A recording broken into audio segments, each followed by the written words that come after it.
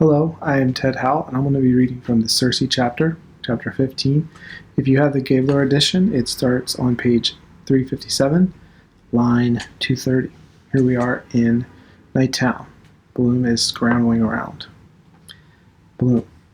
Keep to the right, right, right. If there is a signpost planted by the touring club at Step-Aside, who procured that public boon? I, who lost my way and contributed to the columns of the Irish Cyclist, the letter headed, "In darkest Step-Aside. Keep to the right. Rags and bones at midnight. Offense more likely. First place murderer makes for. Wash off his sins of the world." Jackie Caffrey, hunted by Tommy Caffrey, runs full tilt against Bloom. Bloom, oh! Shocked, on weak hams he halts. Tommy and Jackie vanish. There. Bloom pats with parceled hands watch fob, pocketbook pocket, purse poke, sweets of sin, potato soap.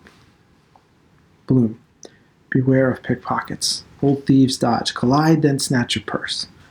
The retriever approaches sniffing, nose to the ground. A sprawled form sneezes.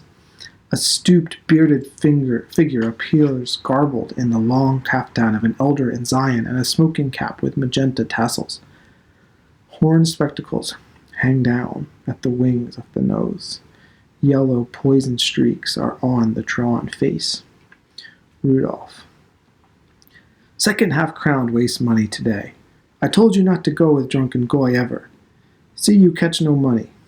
Bloom hides the carabine and trotter behind his back and, crestfallen, feels warm and cold feet meet. Ja, ik weiß, Papaki. Rudolph. What you making down this place? Have you no soul? With feeble vulture talons he feels the silent face Bloom. Are you not my son Leopold, the grandson of Leopold? Are you not my dear son Leopold, who left the house of his father and left the God of his fathers Abraham and Jacob? Bloom, with precaution. I suppose so, father. Mosenthal, all that's left of him. Rudolph, severely. One night they bring you home drunk as dog after spend your good money. What you call them running chaps? Bloom, in youth's smart blue Oxford suit, with white vest slips, narrow-shouldered, in brown alpine hat, wearing gent's sterling silver Waterbury keyless watch and double curb Albert with seal attached, on one side of him coated with stiffening mud. Harriers, father, only that once. Rudolph. Once! Mud head to foot. Cut your hand open. Lockjaw. They make you kaput, Leopold Laban. You watch them chaps. Bloom, weakly. They challenged me to a sprint. It was muddy. I slipped. Rudolph, with contempt. Goyim nachos. Nice spectacles for your poor old mother. Bloom. Mama. Ellen Bloom. In pantomime dame's stringed mob cap, widow Twankie's crinoline bustle, blouse with mutton leg sleeves buttoned behind, gray mittens and cameo brooch, her plaited hair in a crispin net, appears over the staircase banisters, a slanted candlestick in her hand, and cries out in shrill alarm, "Oh, blessed Redeemer, what have they done to him, my smelling salts?" She hauls up a reef of skirt and ransacks the pouch of her striped blay petticoat. A file, an Agnus Dei, a shriveled potato, and a celluloid doll fall out. Sacred Heart of Mary, where were you at all? Bloom, mumbling, his eyes downcast, begins to bestow his parcels in his filled pockets, but desists, muttering. A voice, sharply. Poldy! Bloom, who? He ducks and wards off a blow clumsily. At your service. He looks up. Beside her mirage of date palms, a handsome woman in Turkish costume stands before him. Opulent curves fill out her scarlet trousers and jacket slashed with gold. A wide yellow cummerbund girdles her. A white yashmak, violent in the night, covers her face, leaving free only her large dark eyes and raven hair.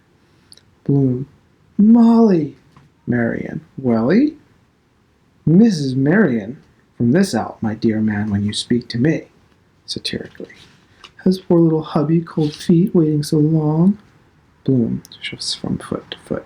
No, not the least little bit. He breathes in deep agitation, swallowing gulps of air, questions, hopes, Peruvians for her supper, things to tell her, excuse, desire, spellbound. A coin gleams on her forehead. On her feet are jeweled toe rings. Her ankles are linked by a slender feather chain. Beside her, a camel, hooded with a turban, waits. A silk ladder of innumerable rings climbs to his bobbing howdah. He ambles near with disgruntled hindquarters. Fiercely, she slaps his haunch. Her gold curb wrist bangles angrily, scolding him in Moorish. Marian. Numbercata, femininum. The camel, lifting a foreleg, plucks from a tree a large mango fruit, offers it to his mistress, blinking in his cloven hoof, then drops his head and, grunting with uplifted neck, fumbles to kneel. Bloom stoops his back for leapfrog. Bloom. I can give you, as your business menagerie. Mrs. Marian, if you... Marian. So you notice some change. Her eyes passing slowly over her trinketed stomacher, the slow, friendly mockery in her eyes. Oh, Poldy, Poldy, you are a poor old stick in the mud. Go and see life. See the wide world. Bloom. I was just going back for that lotion, white wax, orange flower water. Shop closes early on Thursday. But the first thing in the morning, he pats diverse pockets. This moving kidney, he points to the south. Then to the east, a cake of new clean lemon soap arises, diffusing light and perfume. The soap. We're a capital couple, are Bloom and I. He brightens the earth, I polish the sky. The freckled face of Sweeney, the druggist, appears in the disk of the soap sun. Sweeney, 3 and a penny, please. Bloom. Yes, for my wife, Mrs. Marian. Special recipe. Marian, softly. Poldy. Bloom. Yes, ma'am? Marian. Ti tremo un poco e cuore. In disdain she saunters away, humming the duet from Don Giovanni, plump as a pampered powder pigeon. Happy Bloom's Day from the Rosenbach.